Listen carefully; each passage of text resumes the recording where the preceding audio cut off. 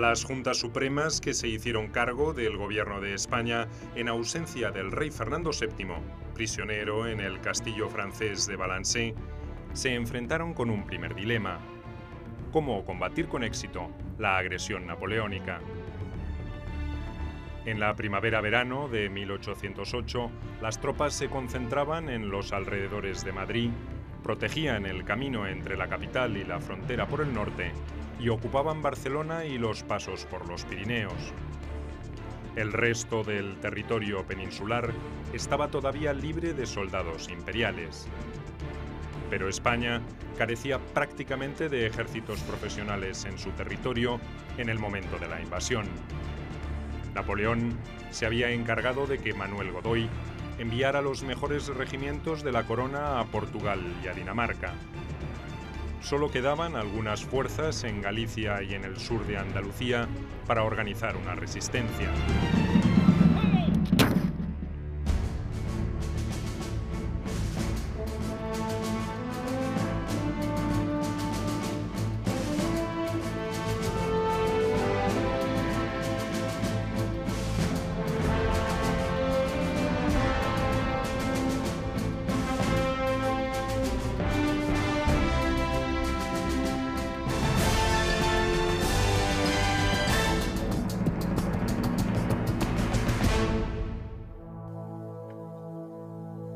La monarquía española está vieja.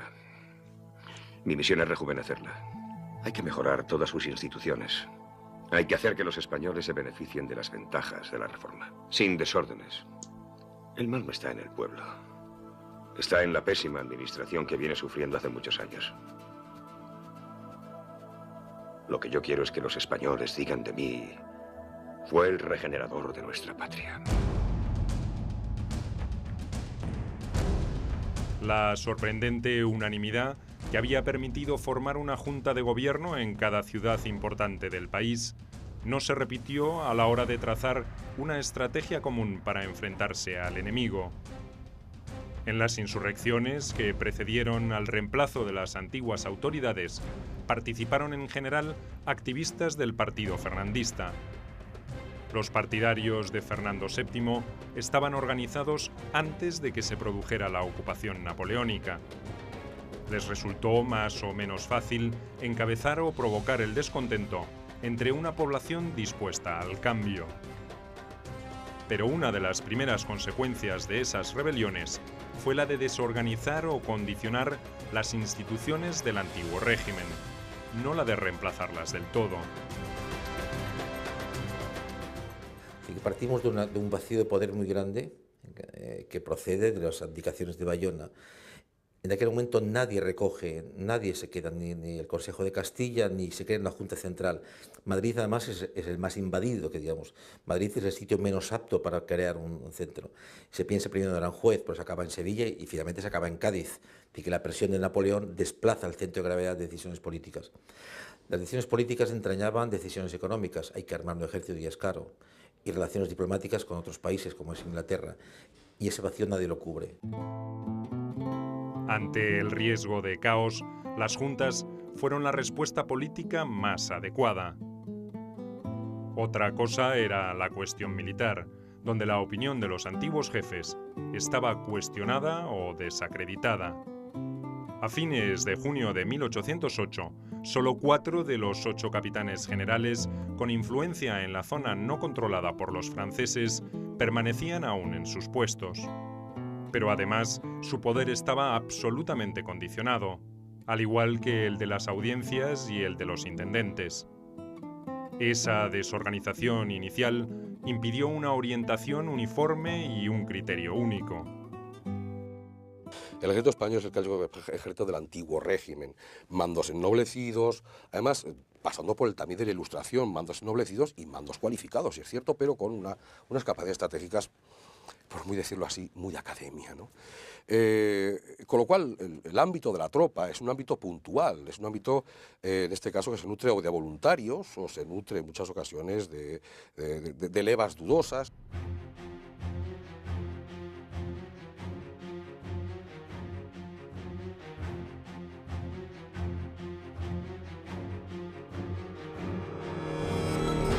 La debilidad militar de España frente a Francia, agravada por la emergencia, aconsejaba que lo más prudente era librar una guerra de defensa y de desgaste. Los jefes militares competentes escaseaban, las tropas entrenadas y los pertrechos bélicos también, por lo que el sentido común aconsejaba utilizar la quebrada geografía peninsular para operar con pequeños contingentes de tropas que pudieran hacer valer su movilidad. Además, enfrente estaban nada menos que el mejor ejército de Europa, aunque no todos sus representantes en España fueran los más destacados. Pero la actitud final española no fue ni uniforme ni mucho menos acertada. El ejército regular español era un ejército perfectamente diseñado para dar respuesta a cualquier conflicto. De hecho, durante todo el siglo XVIII, los monarcas de la dinastía Borbón estuvieron emitiendo y publicando reglamentos, ordenanzas para estructurar tanto la organización del ejército como los materiales. Pero el ejército español no se había enfrentado a otro ejército como el napoleónico. El ejército pues era poco numeroso en relación con el ejército napoleónico en ese momento, estaba además disperso, las mejores tropas habían salido de España, se encontraban en Dinamarca, en Hannover, en Italia, parte en Portugal, y en términos generales era un ejército poco disciplinado, con poco espíritu práctico para oponerse a un ejército invencible, con una moral altísima, perfectamente entrenado, como era el ejército de Napoleón. En principio, todas las juntas pidieron voluntarios u ordenaron el reclutamiento forzoso para formar nuevos ejércitos. La enormidad de la afrenta y el herido orgullo español fueron argumentos eficaces para lograr cubrir las vacantes con rapidez. Pero ese inflamado patriotismo no siempre permitió tomar la decisión correcta. Esos errores se pagarían muy caro, sobre todo en las primeras etapas de la guerra. No solo los patriotas españoles cometerían importantes errores de apreciación sobre la forma de conducirse ante el conflicto. El pensamiento tradicional de principios del siglo XIX solía sostener que las guerras eran una competencia casi exclusiva de los militares. Las cuestiones de táctica, de logística, de planificación estratégica y hasta de reclutamiento eran ejecutadas por soldados profesionales.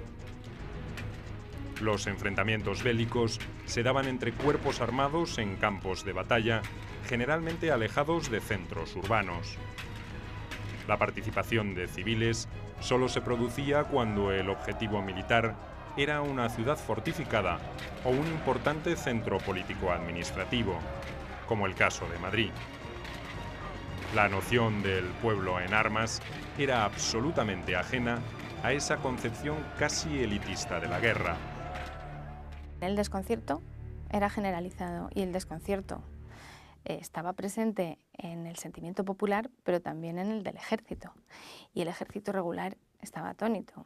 Luego, dependiendo del lugar, variaban las informaciones que tenían, pero el ejército regular, en principio, con el aliado que tenían recientemente, no sabía muy bien qué posición tomar. Ya van llegando las informaciones, el ejército se va posicionando y desde mi punto de vista, el ejército español, el ejército regular, está muy a la altura de las circunstancias. Napoleón no esperaba ninguna oposición militar de importancia. Tampoco imaginaba una resistencia efectiva a cargo de milicias organizadas a toda prisa. Aunque él era un producto de la Revolución Francesa, esa clase de reacción popular no cabía en su lógica guerrera. En todo caso, las acciones rebeldes de ese tipo serían poco más que un problema policial que, como en Madrid, habría que resolver con decisión y energía. Sus generales compartían la opinión del emperador. También ellos pagarían caro su exceso de confianza.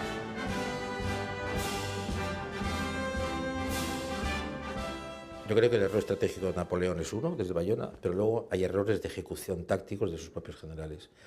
Creo que comete el error ya en Madrid el 2 de mayo en Junot y creo que lo comete también Dupont en Córdoba. Los días de saqueo de la ciudad de Córdoba, en que hay relatos de violaciones innecesarias encima, le sacan a la catedral, le roban todo el oro, todo su museo, todos los fondos que tenía. Córdoba para mí es el grito de alarma, de decir, estos no son aliados que vienen de paso para ir a Portugal, y empieza la guerra del francés. Poco después de los sucesos de Madrid, los franceses comenzaron a desplazarse por el territorio peninsular y se produjeron algunos enfrentamientos.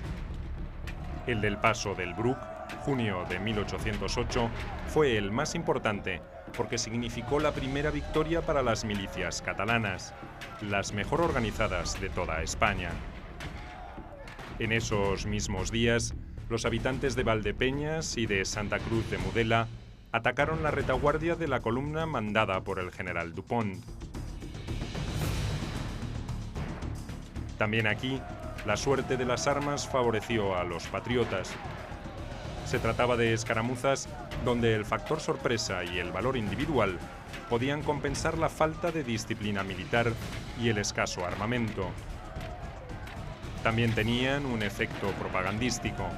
Elevaban la moral de los combatientes y cumplían con la recomendación de la Junta de Sevilla, que se inclinaba por hostigar, pero no forzar, una batalla definitiva. Nunca el emperador pensó en una resistencia nacional de lo que después se va a llamar la nación en armas, que es un concepto que surge en Prusia en la segunda mitad del siglo XIX, pero esto desconcierta absolutamente al emperador y a los generales franceses, a pesar de que había habido informes por parte de algunos agentes, como uno de ellos, el más conocido de todos ellos, es el del gentil hombre Tournon, que hablaba de que había un espíritu, se habla ya de espíritu nacional, que está entusiasmando a los españoles para enfrentarse al ejército ocupante.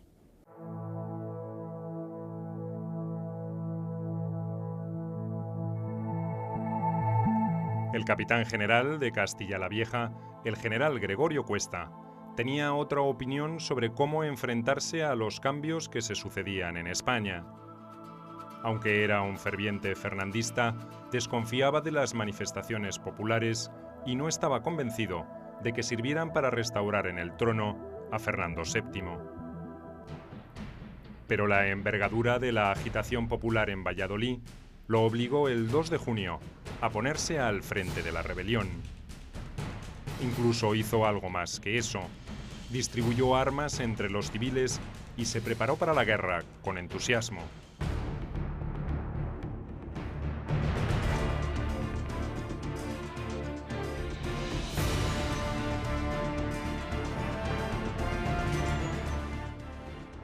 Valladolid era un punto estratégico para el esquema de ocupación napoleónica.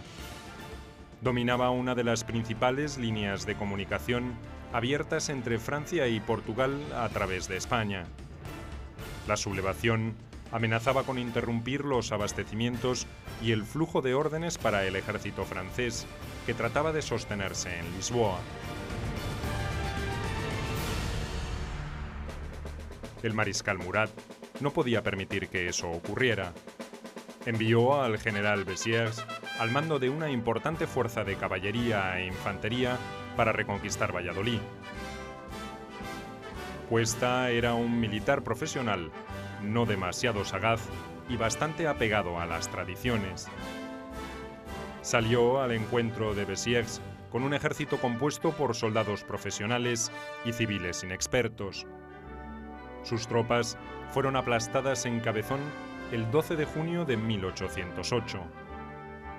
Un mes más tarde, con un ejército reforzado por soldados gallegos, volvería a sufrir otro grave descalabro en Medina de Río Seco.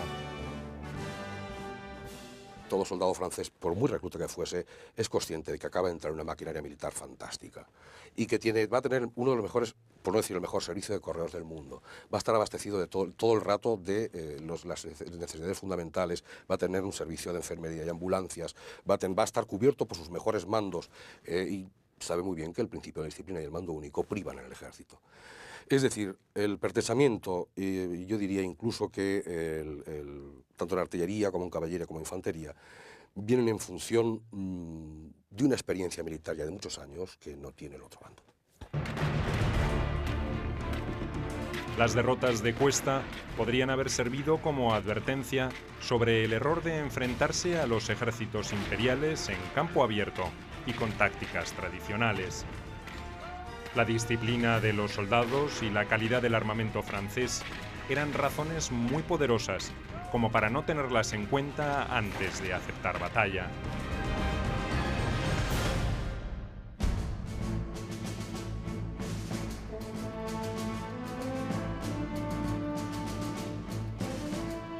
Pero una inesperada y deslumbrante victoria en Bailén ocultaría gran parte de las deficiencias de los ejércitos patriotas y tendría consecuencias trascendentales para los dos bandos en pugna.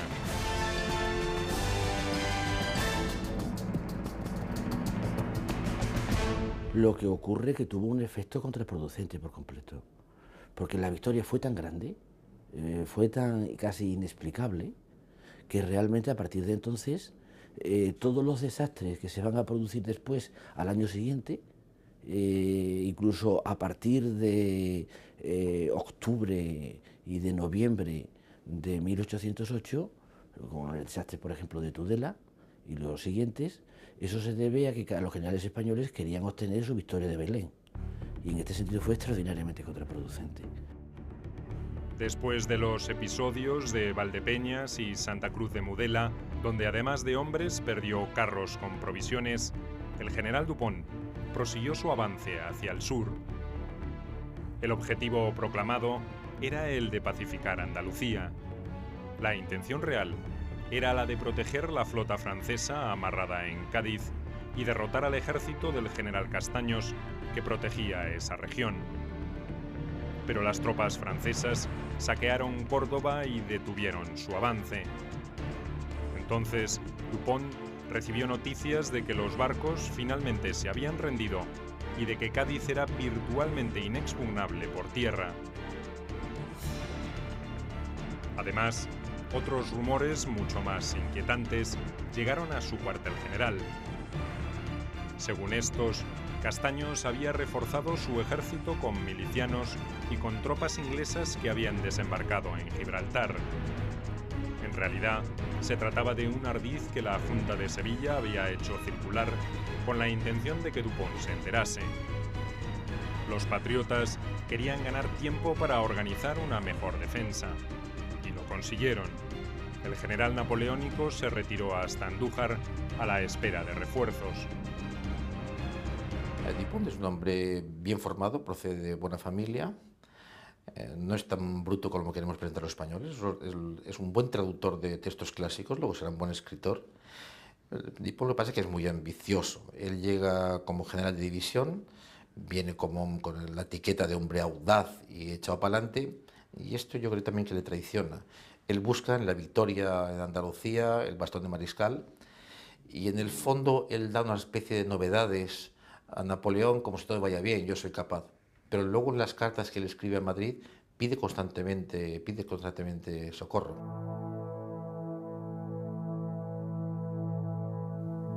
Napoleón, que supervisaba todas las operaciones, ordenó el repliegue de una división que luchaba en Portugal para reforzar a Dupont. Además, por el sudeste debía aparecer el ejército del general Moncey, que operaba en Levante. Pero ninguno de esos refuerzos llegó en el tiempo previsto, y los franceses tuvieron que desguarnecer Madrid para seguir con la campaña. La larga espera de casi un mes le sirvió a Castaños para entrenar a los reclutas convocados por la Junta de Sevilla para reforzar su ejército. que el mérito de organizar, juntamente con Saavedra como presidente de la Junta de Sevilla, un ejército basado en tropa reglada y también en tropa de última recluta, tiene un gran mérito dadas las circunstancias. Y dentro ya del teatro de operaciones, creo que esos movimientos continuos, exasperantes muchas veces para la tropa, eran necesarios para que los franceses no supieran nunca cuáles eran los objetivos del general español. Objetivos que se han puesto en duda si el general esto lo hacía por necesidad o siguiendo una táctica preconcebida. Yo creo más bien lo segundo. Castaños resolvió enviar a una parte de los nuevos batallones a cubrir una posición a la vista del ejército francés, solo separada por el río Guadalquivir. Una columna móvil de los patriotas también partió hacia los pasos de Sierra Morena para interceptar eventuales refuerzos imperiales. Por último, 2 divisiones de soldados veteranos del ejército español vadearon el río por encima de Andújar y se apostaron en Bailén. El plan de Castaños era que esas tropas tomaran a las napoleónicas por la espalda mientras él golpeaba por el frente. Dupont no se enteró de la existencia de ese peligroso movimiento. Tampoco entendió la maniobra del resto. Creyó que lo que tenía enfrente era el cuerpo principal de Castaños y que la columna móvil pretendía cortarle una eventual retirada que ya había decidido realizar.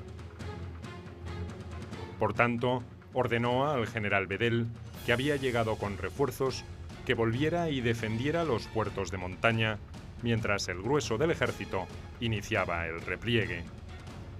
Era el anochecer del 18 de julio de 1808. Castaños, un hombre chapado a la antigua. Lo que hace Castaños, aparte de crear un gran ejército, es pinzar a Dupont. Se da cuenta inmediatamente de que Dupont está perdido en el sentido geográfico del término. Improvisa demasiado y además ha tenido hasta demasiada autoconfianza.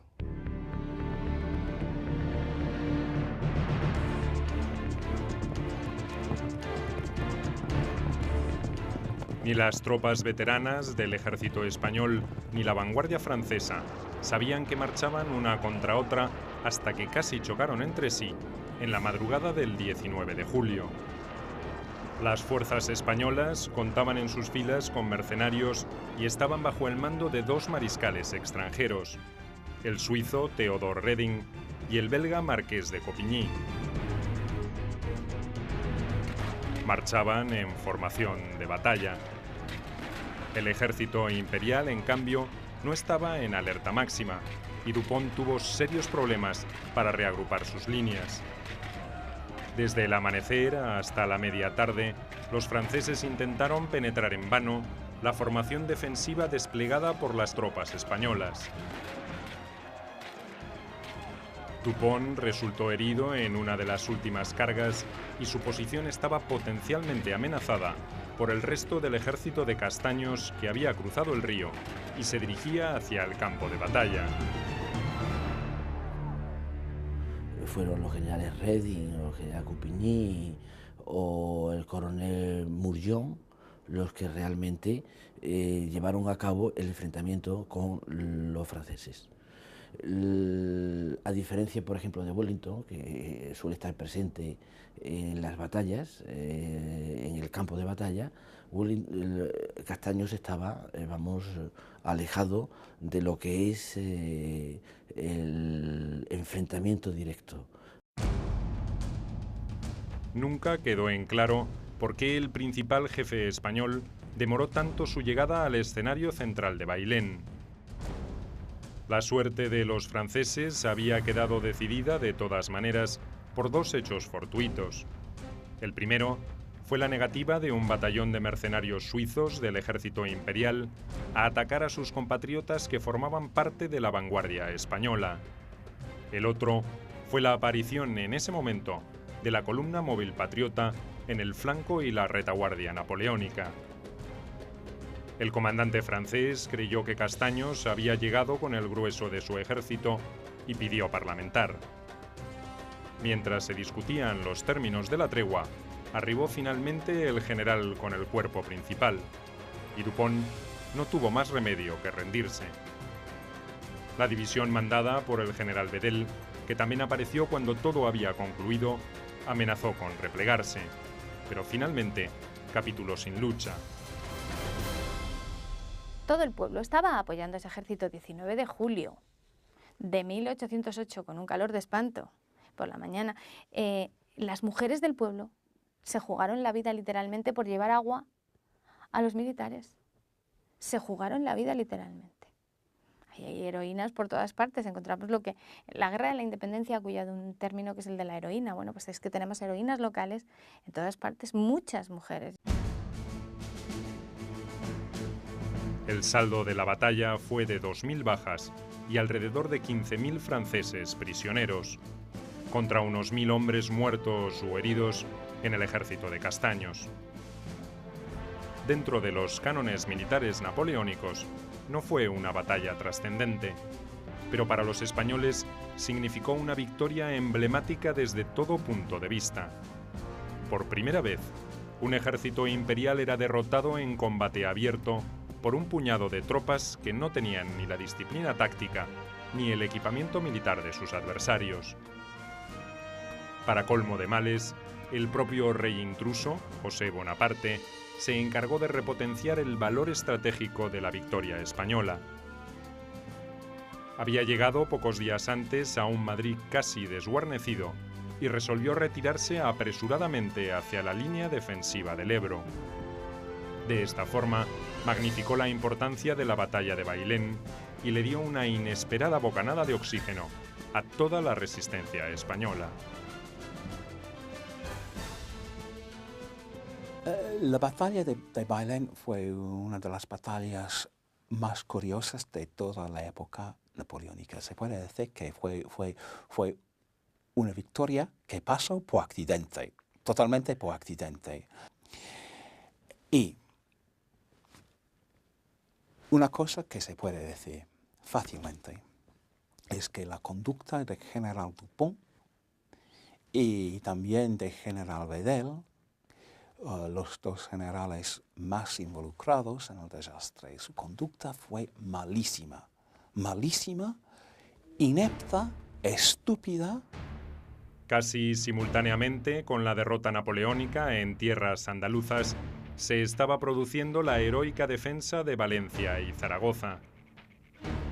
A todos esos sucesos se sumó también el fracaso de los franceses en Portugal, donde fueron derrotados por los lusitanos, aliados con los británicos. Para los españoles, la posibilidad de expulsar a los invasores adquiría por primera vez una dimensión posible.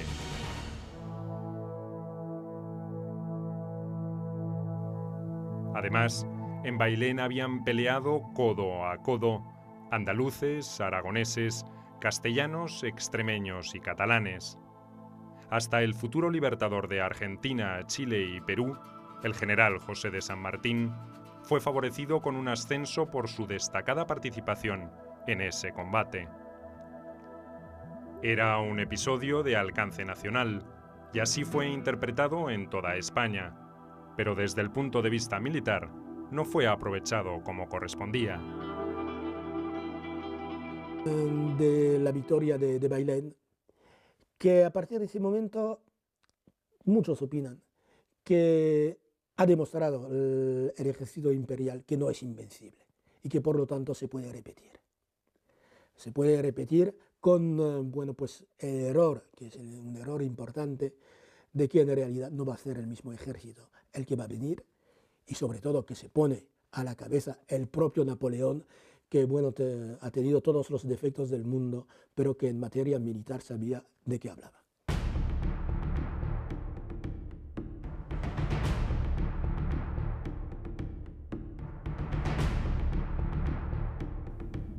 Los franceses evacuaron Madrid sin excesivas urgencias y hasta se llevaron gran parte del tesoro real en su retirada. Nadie los perseguía y nadie los persiguió en su repliegue hacia el noreste de España. El 14 de agosto, el ejército valenciano-murciano entró en la capital y el 23 Lo hizo el general Castaños al frente de los vencedores en Bailén. Las celebraciones por la victoria en Sevilla y algunas diferencias entre la Junta de esta ciudad y la de Granada retrasaron cualquier intento de volver a golpear al enemigo antes de que se reagrupase. Esta demora demostró también el inconveniente de continuar librando la guerra sin un mando unificado. La victoria de Bailén no prosperó por diversos aspectos, casi todos de tipo administrativo, también algunos por motivo político. El motivo administrativo es que el ejército vencedor en Bailén tenía escasamente la capacidad para vencer en Bailén y no para progresar. No tenía intendencia, carecía de apoyos financieros y por otra parte hubiese sido arriesgado conseguir una explotación del éxito, puesto que el propio ejército josefino, incluso después de ser derrotado, era mucho más importante que el ejército que pretendía sacar provecho de la batalla de Bailén.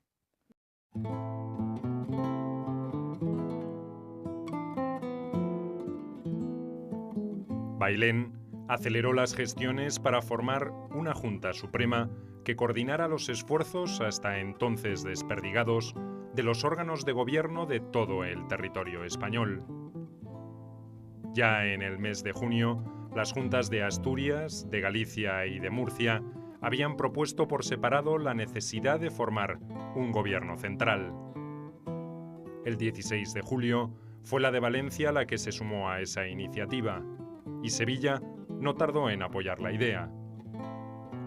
Con la huida de José Bonaparte de Madrid, el Consejo de Castilla intentó recuperar su histórico rol protagonista en los asuntos del reino, pero su desprestigio era absoluto. Había tenido que respaldar la ocupación napoleónica para poder sobrevivir, y ese hecho la había descolocado ante el resto de los patriotas españoles.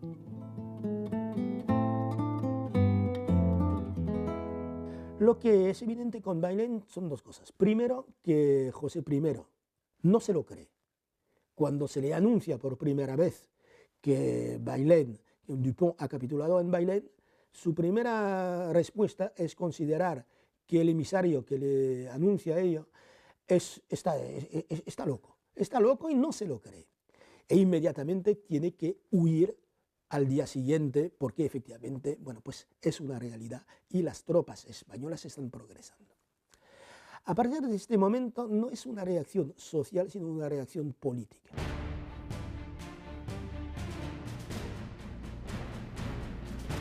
El 25 de septiembre de 1808 quedó constituida en el Palacio de Aranjuez la Junta Suprema encargada del gobierno de España, en ausencia del rey Fernando VII.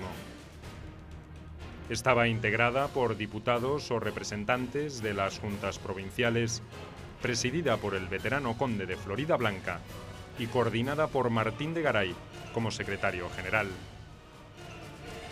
En su composición se reflejó la ausencia de vocación revolucionaria que ya había predominado en la formación de las juntas provinciales. Más de la mitad de los diputados eran de origen noble y 5 de ellos eran grandes de España. La representación eclesiástica, que incluía a 2 arzobispos, seguía en importancia. Dada la situación de emergencia en que estaba sumido el país, la presencia militar también era numerosa. Los burgueses, que habían contribuido a encender la rebelión, eran en cambio una absoluta minoría. La creación de la Junta Central es un proceso lógico a 3 niveles. La Junta Central se crea como un aglutinante de las juntas provinciales. De hecho, la de las 18 juntas provinciales va a haber 2 representantes, en total 36. Por lo tanto, sobre la Junta Central para, llegamos al segundo punto, conducir la resistencia contra los franceses. Al mismo tiempo, es una forma de intentar repartir ecuánimemente los fondos, de reorganizar los ejércitos y, quizá una cosa tan importante como las anteriores, poner orden en el orden público. La Junta Suprema se proclamó soberana y custodia del poder real, y salvo algunas objeciones de corte institucional, fue reconocida como tal en toda España. Entre sus primeras medidas, la más importante fue la de hacer sentir el peso de su autoridad a las juntas provinciales, que vieron inmediatamente reducidas sus atribuciones y competencias. Se les prohibió seguir sosteniendo campañas militares por su cuenta y se les exigió que remitieran un extracto de su situación financiera y los fondos que obraran en su poder. Yo sostengo incluso que las consecuencias de Bailén desde el punto de vista político, desde crear el pueblo en armas, armar la nación, crear un ejército nacional, una política nacional, que es lo que va a pretender fallidamente la Junta Suprema, la Junta Central, pues va a ser más importante incluso, en este sentido, del hacer, del surgimiento de la nueva nación, más importante que las Cortes de Cádiz.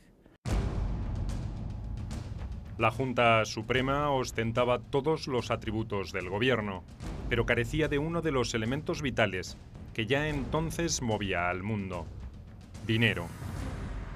Algunas de sus subordinadas, como las de Galicia, Asturias y Sevilla, habían recibido ayuda británica en metálico, pero se mostraban remisas a integrarlo al fondo común. Por ese motivo, tuvo que recurrir a préstamos más o menos voluntarios que uno de sus escasos diputados burgueses, Lorenzo Calvo Rozas, se encargó de gestionar en Madrid.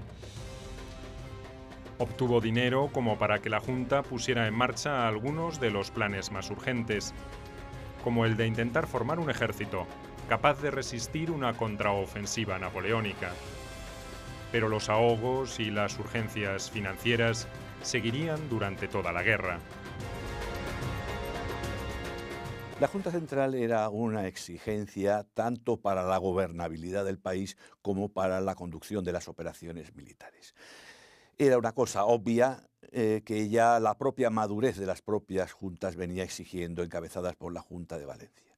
Había otras consideraciones que aconsejaban la creación de este organismo central y centralizador, entre otras el encauzamiento, el debido encauzamiento de la ayuda económica y militar de Inglaterra. Inglaterra quería tener un interlocutor válido, entre otras cosas, para tranquilizar a su propio rey de que no se trataba de una revolución parecida a la francesa.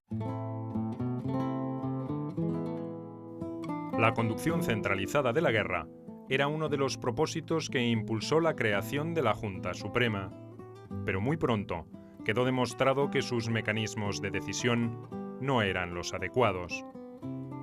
Los diputados, celosos de su poder, no estaban dispuestos a cederlo para que un grupo más pequeño tomara las decisiones más urgentes sin tantas deliberaciones y debates. En conclusión, todos los asuntos se demoraban más de lo debido, incluso los más urgentes, como la designación de un comandante en jefe.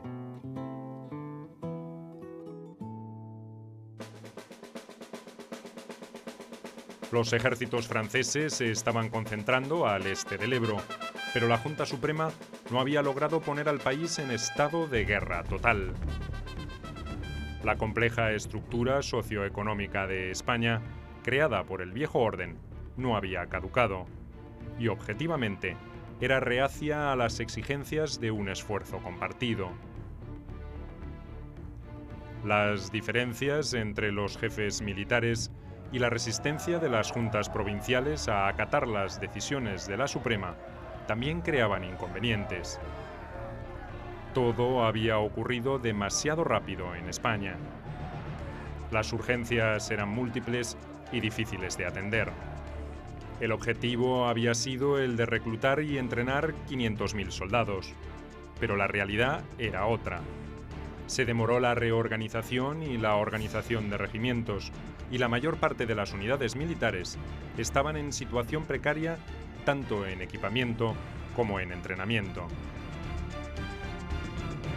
El problema que se plantea es que esos ejércitos que se han convertido durante un breve tiempo, han sido ejércitos de las juntas, aunque no eran ejércitos, no tenían una composición distinta que la de los...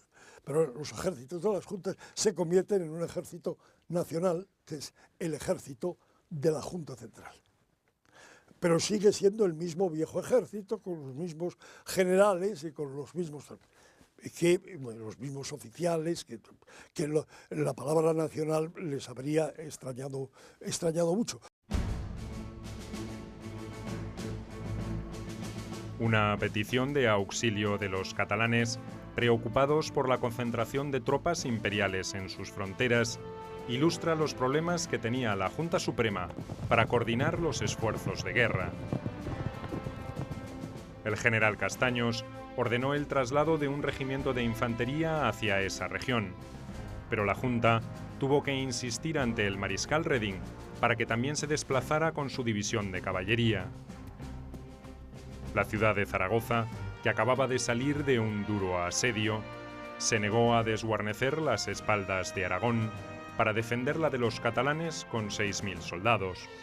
La Junta de Cataluña no tuvo más remedio que desconocer el criterio seguido hasta ese momento en toda España y solicitar ayuda militar a los británicos. El jefe inglés en Portugal, Sir Hugh Dalrymple, rechazó la demanda de una fuerza expedicionaria de 10.000 hombres, que tal vez hubieran modificado los planes franceses. Bailén suponía un cambio tremendo en la actitud de Napoleón contra España. Antes, España había estado lo que se llama en inglés un sideshow, una cosa de importancia, pero una cosa que se podía pasar. Al mismo tiempo que el interés del emperador estaba dado a cosas mucho más importantes. En la frontera, una notable maquinaria bélica estaba a punto de entrar en acción. Ya no se trataba de regimientos bisoños y de menor entidad, como había ocurrido en octubre de 1807. Ahora, las mejores fuerzas disponibles, los mejores jefes y oficiales y el propio Napoleón Bonaparte se preparaban para invadir España y lavar la afrenta.